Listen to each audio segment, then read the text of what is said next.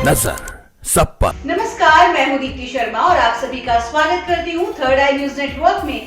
आइए सीधे रुख करते हैं अभी तक की 10 बड़ी खबरों का। पीएम मोदी ने अपने मंत्रियों को बिना रुके काम करने की नसीहत देते हुए परफॉर्म, रिफॉर्म, ट्रांसफॉर्म और इन्फॉर्म का नारा दिया है। दिल्ली के सुषमा स्वराज भवन में चली मैराथन बैठक में प्रधानमंत्री मोदी ने सरकार के कामकाज, सरकार की उपलब्धियों के प्रचार प्रसार और जन कल्याणकारी योजनाओं सहित महत्वपूर्ण मुद्दों पर अपने सभी मंत्रियों को संबोधित किया। बैठक के समापन पर उन्होंने हल्के फुल्के अंदाज में मंत्रियों से कहा कि ये तो सिर्फ एक छोटी सी डोज थी और उन्हें पूरी उम्मीद है कि मंत्रियों को बिना रुके काम करने के तौर तरीकों की आदत हो जाएगी। राजस्थान टोल नीति में बदलाव, नियम तोड़ने पर 1 लाख का जुर्माना। डिप्टी सीएम दिया कुमारी बोली, हर बूथ पर लगेगा फास्टैग। एनडीए के सहयोगी ही अब खुलकर उठा रहे हैं आवाज, गठबंधन बचाए रखना बीजेपी के लिए बड़ी चुनौती। पीपुल्स डेमोक्रेटिक पार्टी की प्रमुख महबूबा मुफ्ती का बड़ा ऐलान, नहीं लड़ेंगी जम्मू कश्मीर विधानसभा का चुनाव। उन्होंने कहा कि अगर वो मुख्यमंत्री बन भी गई तो भी वो केंद्र शासित प्रदेश में अपनी पार्टी का एजेंडा पूरा नहीं कर पाएंगी। असम में मियां विवाद ने पकड़ा तूल, सीएम हेमंत बिस्वा शर्मा के खिलाफ 18 विपक्षी दलों ने की पुलिस कंप्लेंट। वहीं कल की पीठाधीश्वर आचार्य प्रमोद कृष्णम ने कहा कि इस देश में कई बीमारियां हैं जिसका इलाज सिर्फ नरेंद्र मोदी ही कर सकते हैं। जूनियर डॉक्टरों को ममता की चेतावनी में एफआईआर कर दूं तो भविष्य बर्बाद, पासपोर्ट वीजा नहीं मिलेगा। ममता ने यह भी याद दिलाया कि सुप्रीम कोर्ट की तरफ से राज्य सरकार को कार्रवाई करने को ग्रीन सिग्नल मिल चुका है, यानी सरकार उचित कदम उठा सकती है। लेकिन मुख्यमंत्री ने बताया कि वो उस अधिकार का उपयोग नहीं करना चाहती। वहीं बंगाल हिंसा पर राष्ट्रपति भयभीत, कहा बस बहुत हुआ। वहीं ममता बनर्जी ने कहा दिल्ली भी जलेगी मोदी बाबू। गुजरात में बाढ़ से मरने वालों की संख्या 28, 40,000 से अधिक लोग लापता। छत्रपति शिवाजी महाराज की प्रतिमा ढहने के मामले में इंजीनियर ने कहा, मैंने सिर्फ मंच डिजाइन किया लेकिन मूर्ति से कोई लेना देना नहीं है। सीएम शिंदे ने विशेषज्ञ समिति गठित की। दिल्ली में भारी बारिश से कई सड़कों पर जलभराव, ट्रैफिक जाम ने बढ़ाई मुश्किलें। महाराष्ट्र में विधानसभा चुनाव की तारीखों के ऐलान से पहले मुस्लिम नेताओं के साथ शरद पवार की बैठक, विधानसभा चुनाव में टिकट को लेकर किया बड़ा ऐलान।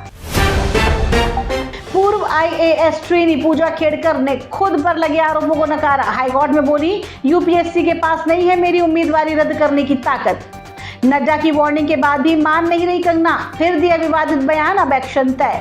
योगी सरकार की 8 लाख वाली स्कीम पर भड़की कांग्रेस का डिजिटल मीडिया पर सरेआम कब्जा।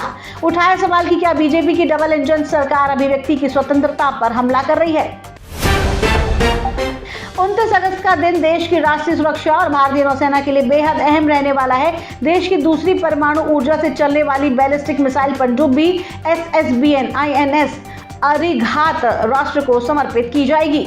इस पनडुब्बी का निर्माण विशाखापट्टनम स्थित भारतीय नौसेना के नेवी शिप बिल्डिंग सेंटर में किया गया है। इससे पहले देश की पहली परमाणु पनडुब्बी INS अरिहंत 2009 में नौसेना में शामिल हुई थी।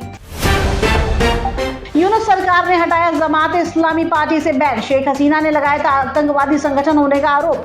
ब्राजील की शीर्ष कोर्ट एलन मस्क पर सख्त, कहा कानूनी प्रतिनिधि नियुक्त करें, नहीं एक्स पर रोक लगा देंगे।